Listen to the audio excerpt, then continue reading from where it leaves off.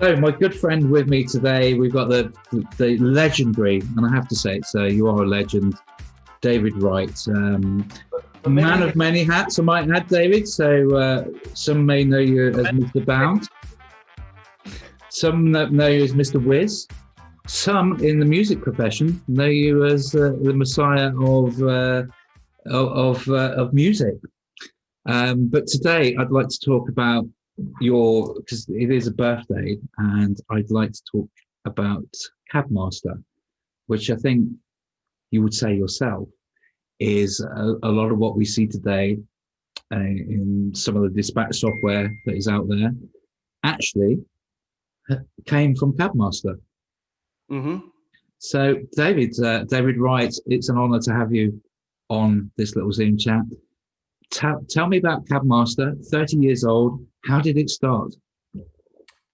It was not a plan. It wasn't a dream.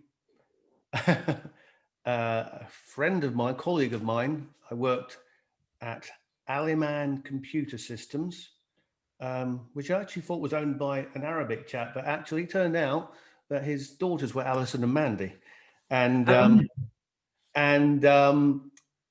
Mick Vicari, who smoked cigars in the office before you smoke outside, and he had minicabbed in the 70s between contracts for the banks, and he'd come up with this idea of a booking and dispatch, I wouldn't say system, but concept, and it was all on a piece of green and white listing paper, and I can't find it, but it was basically a dispatch screen and a driver trap screen, and that was really all it was. And that was enough to turn that idea into what I will call a noddy program, which was produced. I thought, well, taxis, they must be the most backwards industry that exists on the planet. And I wasn't wrong. So knocked up some software and tried to sell it. And eventually found a company in Bletchley, Quicker Cars, and he paid 750 quid for it, and we spent 3 months perfecting it and getting it working.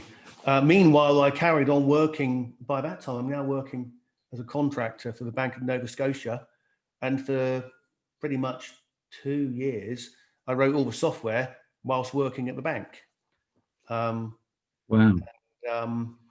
By the time I actually left the bank, I now had Skyline as one of my customers. I had Bounds Taxis as one of my customers, and a few others.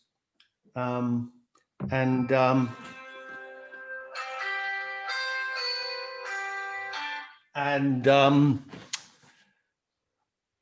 for some bizarre reason, I decided to leave an extremely lucrative job in the city, earning more money than most people would earn today, to pursue a life of Cabmaster. But what had happened by that point, Howder, who did taximeters, I'd got in contact with them because of a customer in Northampton called Nortax, who said, "Oh, we'd like to be able to send the jobs through sort of." They had a kind of a vision on a screen to the car, and I did some research and I found this guy called Bill Green. And the first phone call I ever had with Bill Green lasted about 2 hours. Yeah. And to cut a long story short, he was working with Howder, had designed this data head, as everybody called them. Mm-hmm. And then Howder ended up taking on Cabmaster, and it was called Howder Cabmaster for a few years. And they paid me a retainer of £4,800 for several years, actually. They then pulled the plug all of a sudden in back end of 1994. And then times become very tough. And I couldn't even afford to pay my mortgage. Mm-hmm. Everybody thinks that my road has been a rosy one where it's all just easy. It's not easy at all. It's a hard slog. So really, you're not only developing the software all the time finding bugs and having to repair it. So you've got that road, which is a rocky road as well. But also on the business side as well, there's just you, I imagine. It was just me. So that's rocky as well. So all of a sudden you've gone from the comfort of, working for a secure bank, good revenue, to being on your own with some software that really possibly back in '94, not every taxi company was ready for either. Although when the exhibitions were really popular and people would queue 3 deep to see your software. Did you have any rivals at this point? Was there the Arigas and the AutoCAD and the Murphy? AutoCAD, Norwich Computing, Cabby, Cabby, Adros. Cordic? No, Cordic didn't come along until early 2000s. So, don't forget when we didn't even have any internet until 96. So, although I would say that Skyline were the first company in the UK to be on full auto dispatch in the summer of 92. Wow. So they were true pioneers along with your software. Indeed, yes. So moving on a few years, obviously some of the legends that are in the trade, not just because of people like, excuse me, Tom Pugh worked for you as a sales manager, and some of the other Pugh brothers. Is that correct? I had all the Pughs. All the Pughs. Andrew Pugh, Tom Pugh, William Pugh, the brother-in-law. Is there a factory somewhere making pews? There seems to be a lot of pews. Great guys there. So moving on, obviously, so the software progressed. It was the old model of, were you selling hardware as well as the software? Well, back in the day, you had to supply the computers. Certainly, the end of the 90s, early 2000s. In many cases, some of the smaller companies, I had to supply them with cheap computers because they didn't have the money to buy computers. Yeah, they wanted to buy those on the drip. Everything was on the drip. That's the problem with this industry. There were exceptions, but most of the companies wanted it on the cheap. And it's my biggest regret, and that is dealing with an industry who appreciate nothing. They just want everything. And the cost of developing software is so expensive, isn't it? Yes. If you and you can get it wrong so easily. And it's not like if you're building a house and the builder makes a mess of the wall, you get him to replace that wall. Whereas with software, it's continually updating. There's bugs in it, and there's a cost to the developer to put the bug right. So, the saving grace is it was an industry which one thing I do like is that it's a recurring income. You're kind of charging for the maintenance and upkeep. But the game changer was when the PDAs came out. I thought, well, they're not going to go for this. They're going to have to pay per week per car. There's no way they're going to spend this kind of money. But fortunately, it became an inevitability which they couldn't shy away from.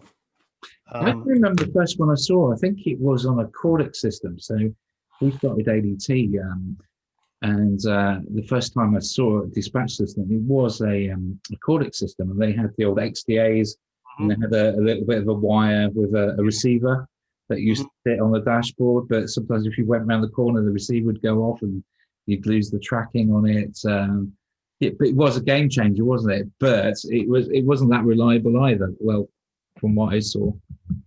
Well, I remember writing the software in 2005. I think it was ready to go live in 2006. Skyline went live, and Ali Safdar was still. He was retired from the business. He was there at the time, and we switched over to the PDA system, and we also switched over from DOS to Windows the same day. And we're now live, and Ali's cutting network cables in the other office because he had a new office. And I'm like, don't cut the cables yet. I'm not that confident. But we can go back. There was a lot of dispatch systems going through that change, going from DOS to Windows, and some of them didn't quite manage it, if I recall. They had some big disasters on their hand. I don't think Cabmaster was one of those, but I am thinking Ariga had a problem with a system from going from DOS to Windows, and it didn't quite work for I that. was looked up to Ariga before they became Trapeze. Mhm. I thought they were one of the true professionals, and then they just disappeared. Yeah, yeah. So looking at the modern day systems, David, most of them cloud-based to a degree. You must look at a lot of the features and think, well, actually, people take this for granted, but that was my idea, and it took a lot of money and resources to get that right. What are the features now that you see on systems that you think, well, actually, that was my idea. I was the first to market with that.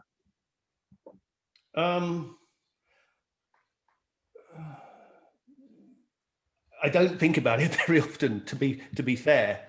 I mean, obviously, GPS tracking and CLI. I mean, this is all, I would say, basic stuff nowadays. Mm. I mean, the PDAs themselves, the PDA software, although we were pioneers of auto dispatch back in '92, not 2002, not 2012, '92. It's not so much what they have nowadays, it's what they don't have. Mm. Yeah. They're all, I can only speak for one system, but they're locked in to functionality that doesn't have the flexibility that we would have had back in the day. Yeah. One of the big things is I would always be adaptable. If customers wanted to come and if they wanted a mod, I had a very simple principle. If you're prepared to pay the going rate for a new feature, I will create that feature for you. There were no exceptions because money was money. Whereas now the customer doesn't get what the customer wants, even if they're prepared to pay for it. And that I found a very big. Yeah.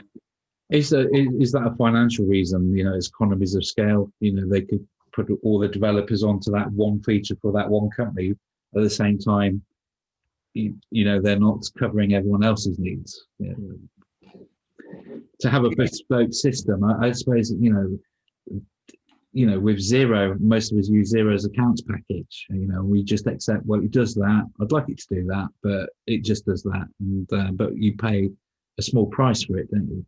Well, I suppose if you want something a bit more bespoke, you'd use, I don't know, something like Oracle, wouldn't you? Which probably some of the big corporations use and so on.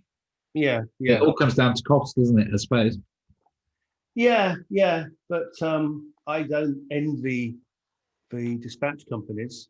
Many of them that got into the industry, I just think you are mad. Yeah. And with the benefit of foresight, they probably wouldn't do it. But, so if there's one feature now, you sit there, you're very creative, methodic. You have a method about things, you create music software, which I know you do now, as you're semi-retired, although you all say you're semi-retired, but you look pretty busy to me. But what feature would you like to see on the dispatch system moving forward? What is the thing? What are they missing? What David Wright feature could you add to the current crop of cloud-based systems? I think what's missing is the reporting capabilities to be able to easily extract information. The system where, for example, in Cabmaster, if you wanted to make a change to all your drivers in one go, it was easy to do that. You could it could be. It doesn't really matter what it is. You want to turn something on or turn something off. It might be half a dozen things you want to turn on or off. It would be a few seconds.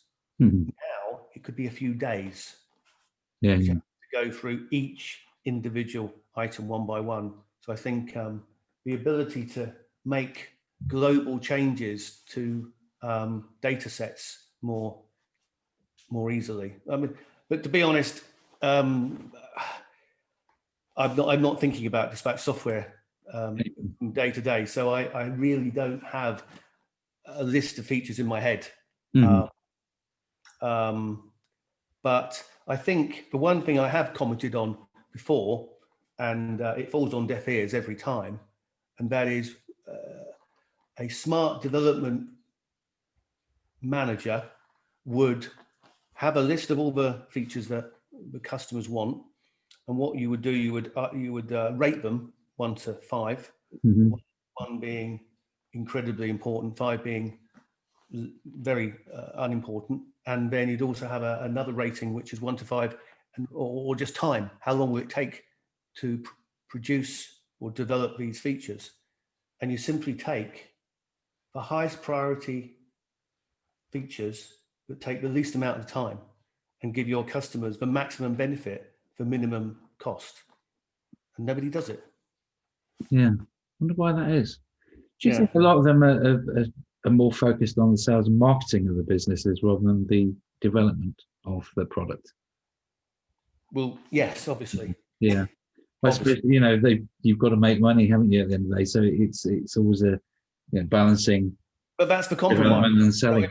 if you don't have the time to develop all these features, at least develop the important features that aren't going to take much time. Yeah, Well, yeah, the playing field has changed radically now. We've got only a handful of suppliers: Mhm. Cabby, AutoCab, Cordic, Cab Treasure. They're the ones that are in my head. And a few people on Sherlock, Cabmine. Oh yeah. But they're if you had the figures in terms of quantity of users, they're diminishing returns on. Yeah. Well, David, right, it's been fascinating. I could listen to you all afternoon, but sadly, our people that have joined us have probably got other things to do, but it's been fascinating. Obviously, guys, if you're watching this and you want to comment below, David will pick up the comments. If you want to discuss features or anything else, please comment below. But David, it's been an absolute pleasure, and I wish you all the best with your future and your music and everything else you put that creativity to. Thank you.